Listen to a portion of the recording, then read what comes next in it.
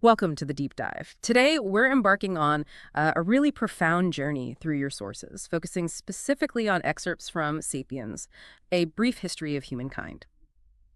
Our mission really is to unpack the pivotal moments, those surprising forces that shaped us, Homo sapiens, into who we are today.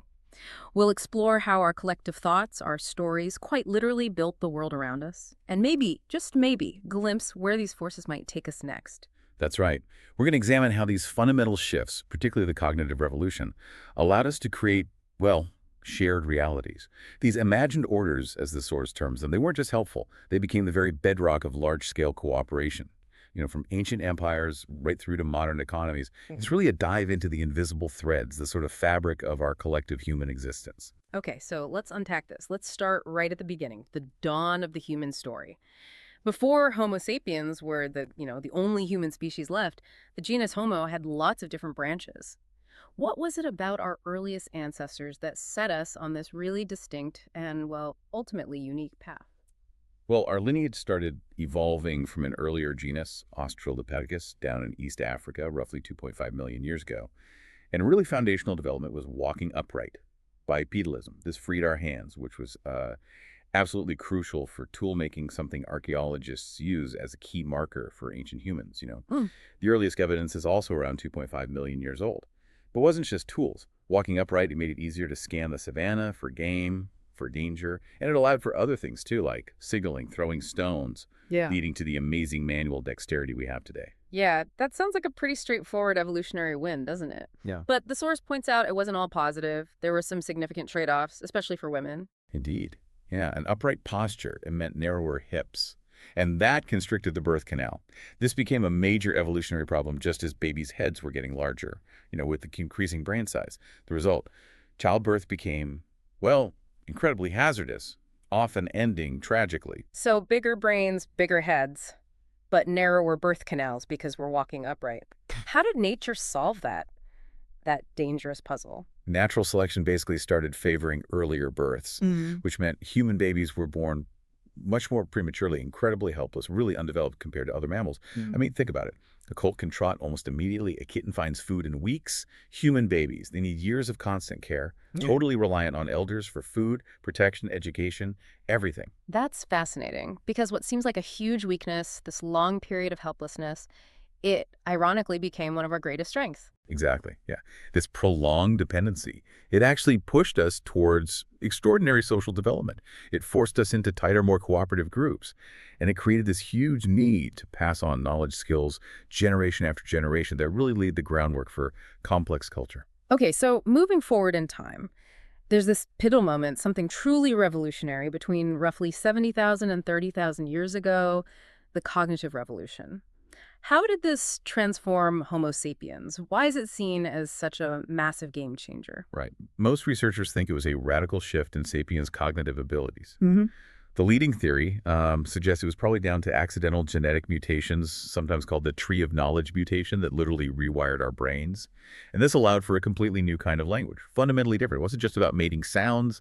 Lots of animals do that. Green monkeys have calls for eagle or lion. Right. But our language, it had something unique. So it wasn't just like a bigger vocabulary. Because whales sing complex songs, elephants communicate over long distances, a parrot can even mimic Einstein. What was so special about this new sapiens language? What set it apart? It was its incredible suppleness, its flexibility. We developed this ability to connect, well, a limited number of sounds to create a virtually infinite number of sentences, each with a distinct meaning. This meant we could communicate just prodigious amounts of information. A green monkey can shout, "Lion," but a human could say, "I saw a lion near the river bend this morning tracking a herd of bison. Maybe we should go around the other way." See the difference? Still, this is incredible, yeah. The sheer detail. But what kind of information does the source suggest was most important for these early groups, especially for, holding the group together? Well, this brings us to a really interesting, maybe slightly provocative theory. Gossip.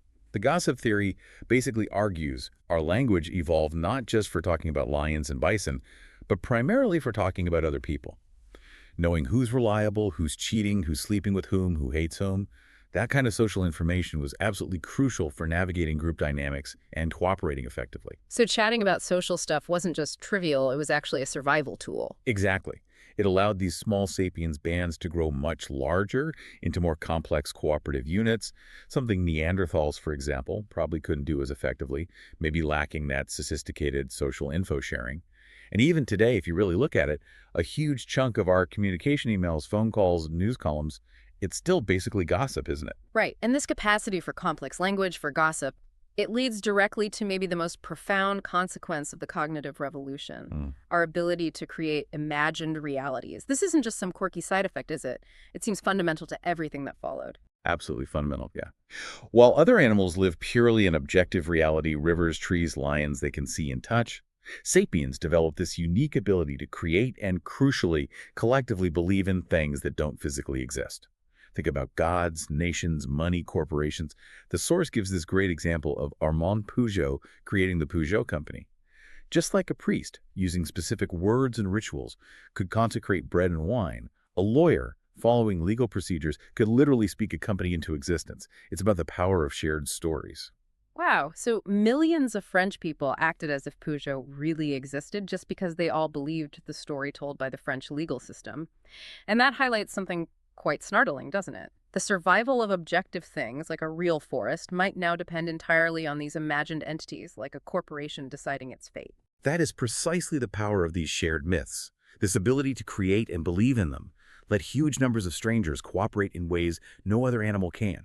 It bypassed biological limits, archaic human behavior patterns. They were fixed for thousands, millions of years. But sapiens, we could transform our social structures radically in just a decade or two. Like the source says, think of someone born in Berlin in 1900. They might have lived under an empire, a republic, a Nazi regime, a communist state, a unified democracy.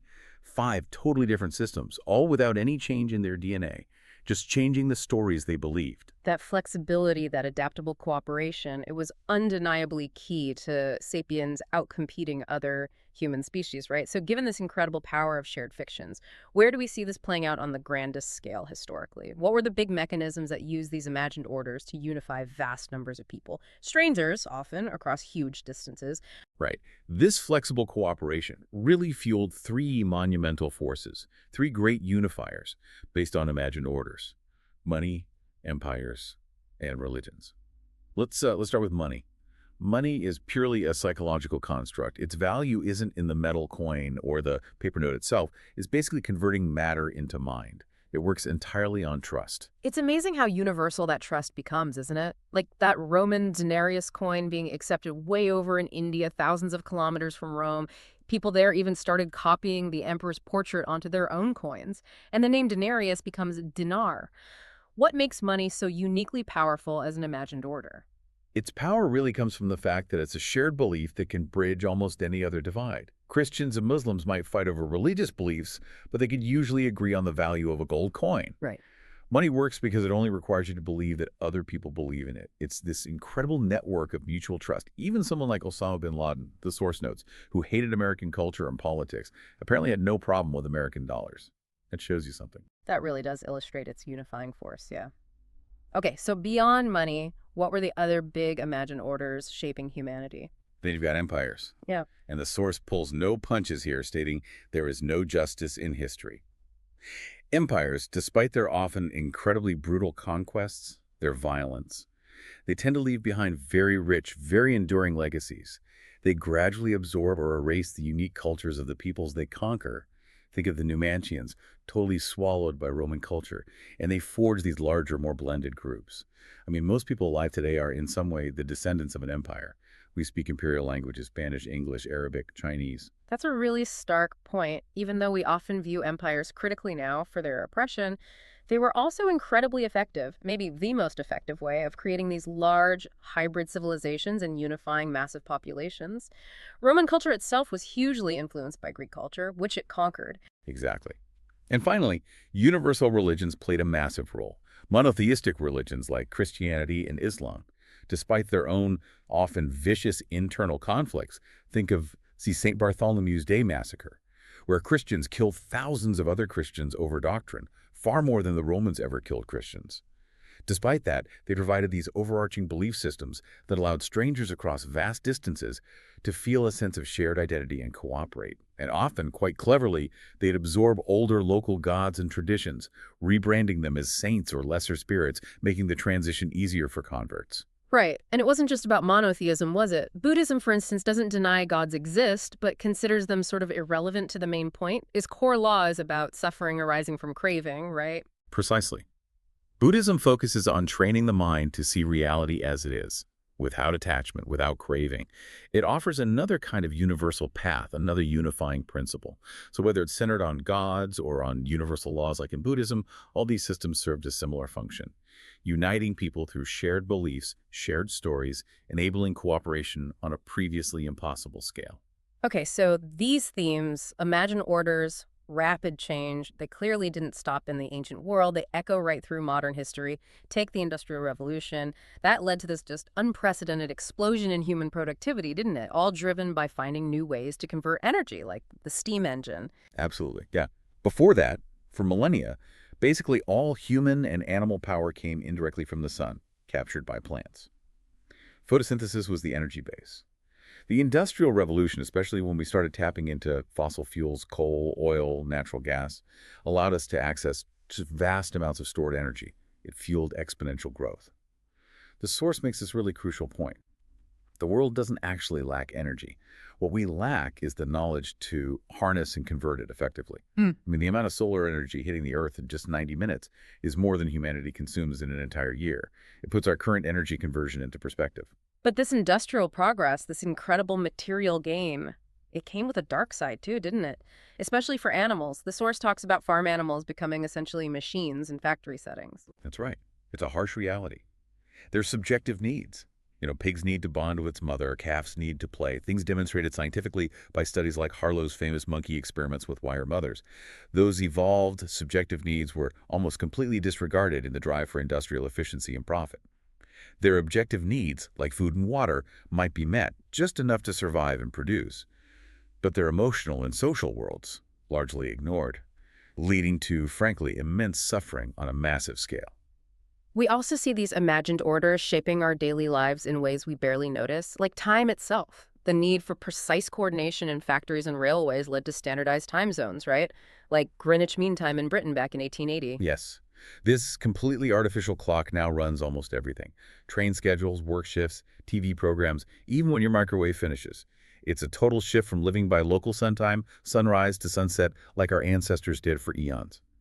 It just shows how deeply these artificial constructs, these imagined orders, embed themselves into our reality, even dictating our personal rhythms. And what about the modern state and the market? How have they stepped into this picture? Well, they've effectively taken over the role of the traditional family and community in many ways. They've become like substitute parents. They provide education, healthcare, security, pensions, things that used to come from your extended family or your local village.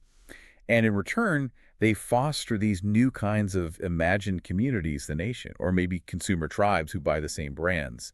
These fill the emotional gap left as those older, intimate bonds of community weaken. It's a huge reorganization of where our loyalty and reliance lie. Right. And the source links this to modern ethics too, doesn't it? Like capitalism and consumerism being two sides of the same coin. Invest for the wealthy and buy for everyone else. This system, it's brought incredible material progress, no doubt, life expectancy up, child mortality down massively since, say, 1914.